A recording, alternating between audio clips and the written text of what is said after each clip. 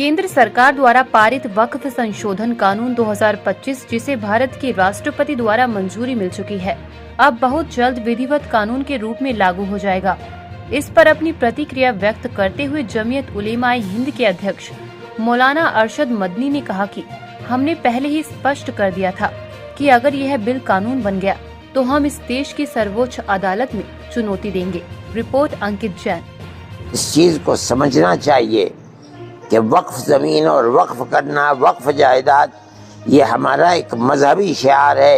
हिंदुस्तान के दस्तूर ने हमें अपने मजहब के अंदर आज़ादी दी है। ये एक बदकिस्मती की बात है कि मुल्क का वो सेकुलर दस्तूर जिसके अंदर हर अक़लियत को और ख़ास तौर पर मुस्लिम अक़लियत को अपने मजहब के साथ ज़िंदा रहने का हक़ दिया गया है, उस हक़ को मौजूदा गवर्नमेंट छीन रही है।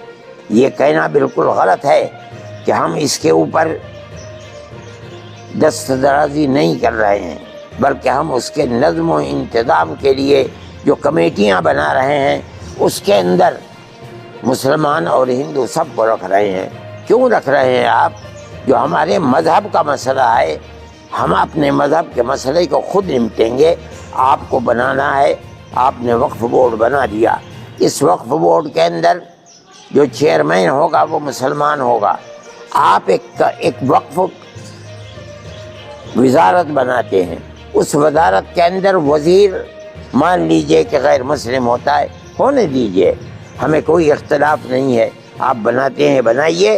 होना तो ये चाहिए था कि आप वक्फ की मिनिस्ट्री भी किसी मुसलमान को देते, लेकिन नहीं देते। चलिए, लेकिन वक्फ बोर्ड के अंदर आपको दखल देने के लिए बेईमाना कि आप इतनी बड़ी तादाद के अंदर उसमें गैर मुस्लिमों को ले आएँ जो हमारे औकाफ को जानते नहीं, वक्फ के मसाइल को नहीं जानते, वक्फ की अहमियत को नहीं जानते, वक्फ है मजहबी चीज़ या नहीं है इसको नहीं जानते।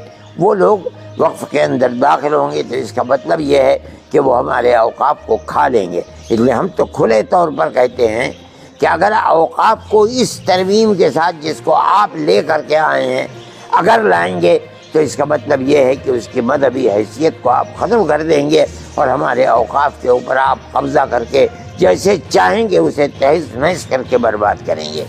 हमारे पास कोई ताकत ऐसी नहीं है कि हम इसको सड़कों के ऊपर लेकर के आए ना। हम जमीयत उलमाए हिंद इसको इस हैसियत से देखती है, लेकिन कानूनी एतबार से हमें कोर्ट का रुख करना चाहिए। हम आज कोर्ट के अंदर चले गए और मैं ये समझता हूँ कि कानूनी एतबार से सबसे पहले हम ही गए हैं। जो लोग गए हैं वो कानून को कानून बनने से पहले गए हैं। हो सकता है उन्हें फिर दोबारा जाना पड़े, लेकिन सबसे पहले जमीयत उलमाए हिंद इस मसले के अंदर गई है और हम जहाँ तक लड़ सकते हैं कानूनी एतबार से हम लड़ते रहेंगे, लड़ेंगे।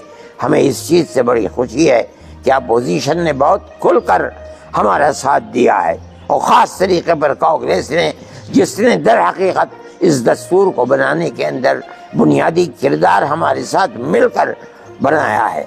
इसलिए हम खुश हैं और हम ये समझते हैं कि आज नहीं तो कल और कल नहीं तो परसों, आज जो पार्टियां इस बिल के खिलाफ हैं, कल को अगर इक़्तिदार के अंदर वो पार्टियां आएंगी तो आज जो सूरत हाल उन्होंने पार्लियामेंट के अंदर की है उसके मुताबिक पार्लियामेंट के अंदर वो आएंगे और हमें हमारा हक देंगे।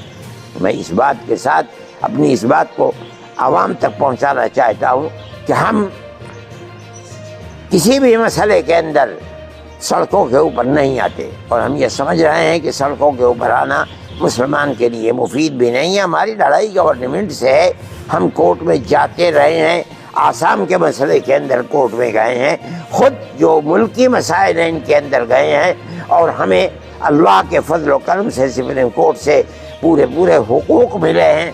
हम इस अपने नज़रिए के साथ आ रहे हैं और सुप्रीम कोर्ट में गए हैं कि अल्लाह अगर चाहेगा तो इंशाअल्लाह हम यहाँ जीतेंगे। इसलिए कि दस्तूर के अल्फाज बिल्कुल खुले हुए हैं।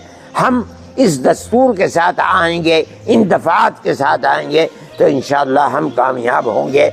हम आवाम से कहते हैं कि जो हमने वादा किया था بالکل ابتدا کے اندر کہ ہم کورٹ میں جائیں گے، الحمدللہ آج ہم کورٹ میں چلے گئے۔ ہو سکتا ہے کہ ہم اپنی اکائیوں سے صوبوں کے اندر کہیں کہ وہ اپنے اپنے صوبے کے ہائی کورٹ کے اندر بھی جائیں، ہم سپریم کورٹ کے اندر پہنچے ہیں۔